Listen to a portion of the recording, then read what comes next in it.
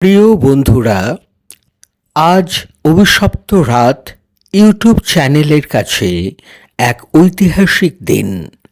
কারণ আজ এই চ্যানেলের 100 নম্বর এপিসোড পূর্ণ হতে চলেছে।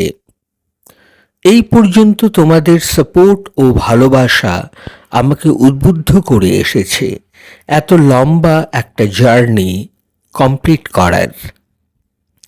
আজকের এই 100 নম্বর এপিসোডটা তোমাদের জন্য এক বিশেষ ভয়ের গল্প হতে চলেছে।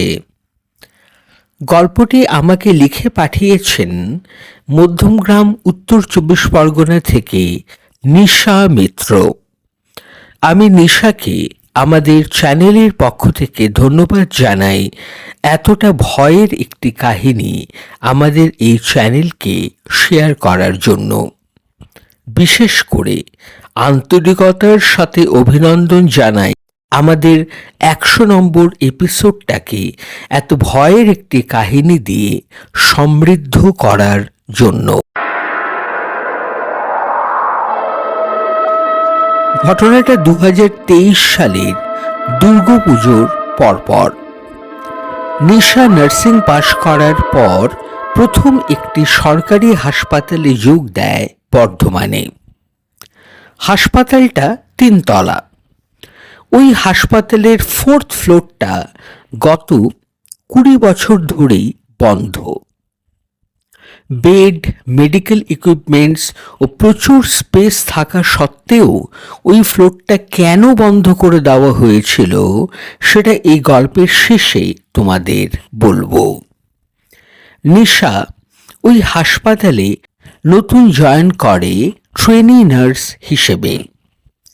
ওই হাসপাতালে চিকিৎসার পরিকাঠামো খুব একটা খারাপ ছিল না। নিয়মিত ডাক্তারবাবুদের রাউন্ড দেওয়া, পরিষ্কার পরিচ্ছন্ন পরিবেশ ও প্রতিটি ফ্লোরের যথেষ্ট আলোর ব্যবস্থা এবং উন্নতমানের ওটি রুম, এই সবই ছিল ওই হাসপাতালে। এই সব কারণেই প্রাইভেট নার্সিংহোমের চাইতে রোগীর পরিবার ওই হসপিটালকেই বেশি পছন্দ করত। কিন্তু এত কিছু সত্ত্বেও ওই হসপিটালের এক অন্ধকার ভৌতিক অতীত ছিল, যা তোমরা কাহিনীটা শুনতে শুনতেই বুঝতে পারবে। নিশা যেদিন ওই হসপিটালে যোগ দেয় সেই দিনই ওকে নাইট শিফটে ডিউটি দেওয়া হয়। আসলে নিউ কামারদের নাইট শিফটটাই বরাদ্দ থাকে। যাই হোক, নিশার ডিউটি ছিল রাত 12টা থেকে পরের দিন সকাল 8টা পর্যন্ত। নিশা বর্ধমানে একটা পিজিতে থাকত। সেখান থেকে ও অটো ধরে রাত 11টা নাগাদ হসপিটালে পৌঁছয়। অ্যাটেন্ডেন্স শিটে সই করার পর ও রিসেপশনিস্টের সাথে কিছুক্ষণ কথা বলে।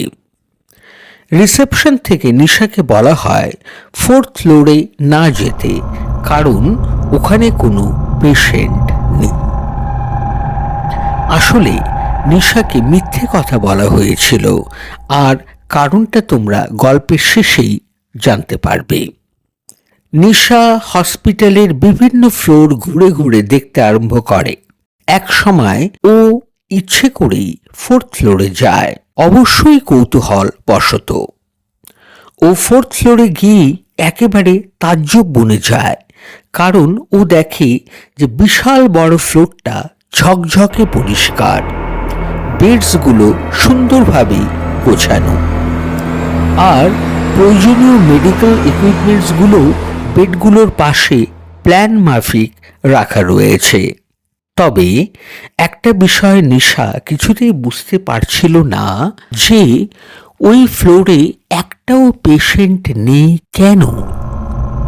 আরও একটা ব্যাপারে নিশার খটকা লাগছিল বারবার, আর সেটা ছিল যে ওকে হসপিটাল থেকে বলা হয়েছিল যে 4th ফ্লোরটা বন্ধ করে দেওয়া হয়েছে, কিন্তু 4th ফ্লোর তো খোলাই ছিল।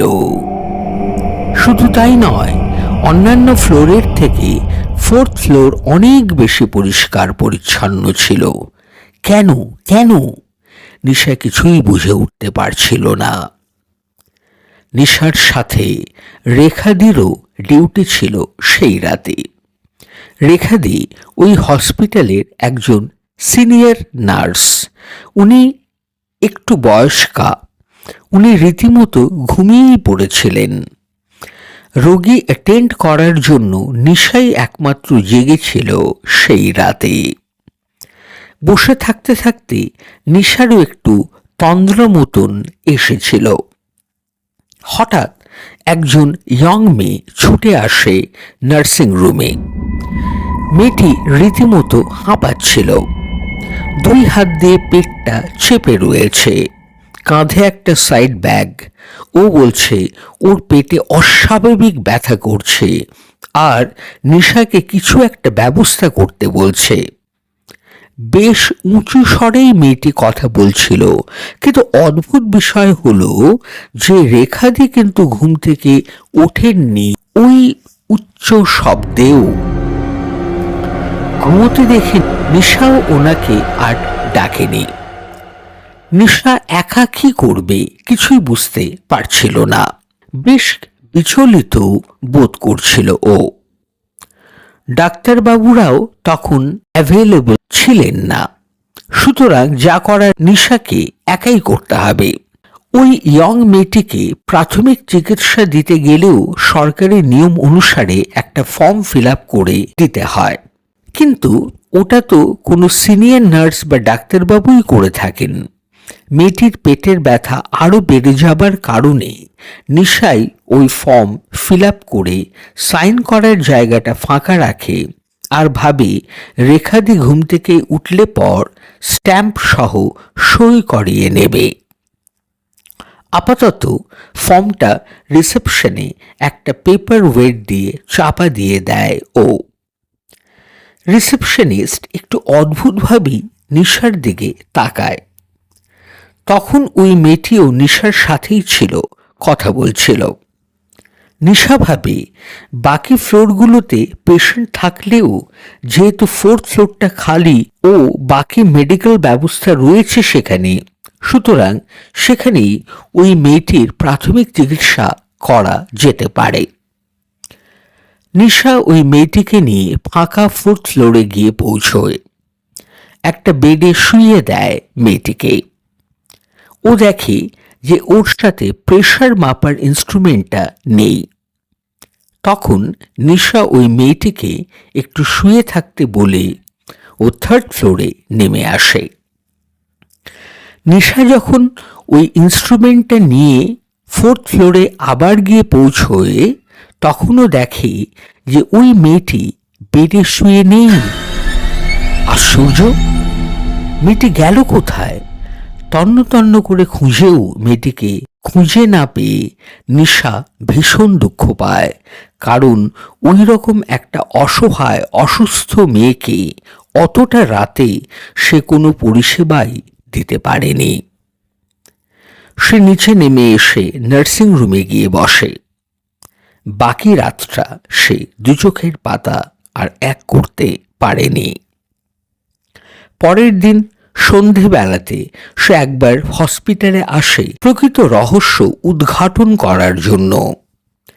ডিউটিতে থাকা নার্স, রিসেপশনে বসা রিসেপশনিস্ট আর রাউন্ডে থাকা ডাক্তারবাবুদের সাথে নিশা সেই ব্যাপারে কথা বলে।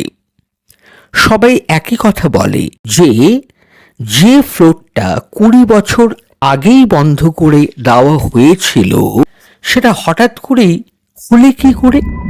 সেখানে পরিষ্কার বেডে কোনো পেশেন্টের অ্যাডমিশন ও চিকিৎসা করানো, এ তো রীতিমতো ছোটবেলায় পড়া আরব্য রজনীর গল্পের মতোই শোনাচ্ছিল। নিশার জেদ চেপে বসে ও ডাক্তারবাবুদের 4th ফ্লোরটা ওর সাথে ভিজিট করতে বলে। ডাক্তারবাবুরা রাজি হয়ে যান।